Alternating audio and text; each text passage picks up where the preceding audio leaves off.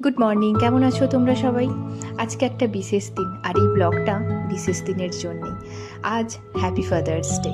আমাদের বেলায় অবশ্য এসব happy father's day, happy mother's day এসব ছিল না। কবে ফাদার্স ডে আর কবে মাদার্স ডে এসে চলে যেত তাও জানতাম না।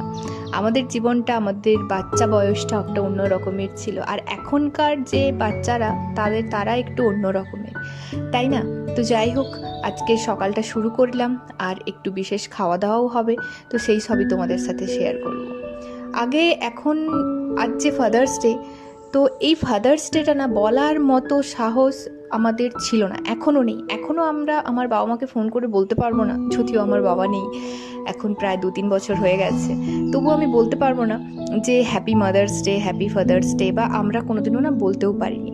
কিন্তু কি ওই যে বললাম না, সময়ের সাথে সাথে সব কিছু বদলে যায়, তাই আমরাও বদলানোর চেষ্টা করছি। এখনকার বাচ্চাদের মা বাবাকে বন্ধু না মানলে নাকি কোনো কিছুই হয় না, সব কিছু লুকিয়ে যায় বা অনেক কিছু। তো যাই হোক, সময়ের সাথে সাথে নিজেদেরকে একটু বদলানোরও দরকার, এটা আমি মনে করি, এটা আমার নিজের ব্যক্তিগত মতামত। তো যাই হোক, দেখো, এই আমার একটু স্পেশাল ডের জন্য স্পেশাল খাওয়া দাওয়া। এটা অ্যাকচুয়ালি ফাদার্স ডের জন্য নয়, এটা একজনের পার্টি ছিল তার জন্য, আর ফাদার্স ডে, এটা দুটো একসাথে মিলেমিশে একাকার হয়ে গেছে। আর সন্ধেবেলা এই কার্ডটা দেখো, আমার বেটি বানিয়েছে, ও নিজেই কিন্তু সব কিছু করেছে, শুধু চিপকেছি আমি। তো সন্ধেবেলা যখন সব কিছুই হলো, শুধু কেকের একটা অভাব ছিল, তাই আমরা একটা কেক কিনে এনে সব বাচ্চা কাচ্চাদেরকে নিয়ে ওর বাবাদের সাথে মিলে হ্যাপি ফাদার্স ডেটা পালন করলাম। তো যাই হোক, আজকে এখানেই, চলো টাটা বাই।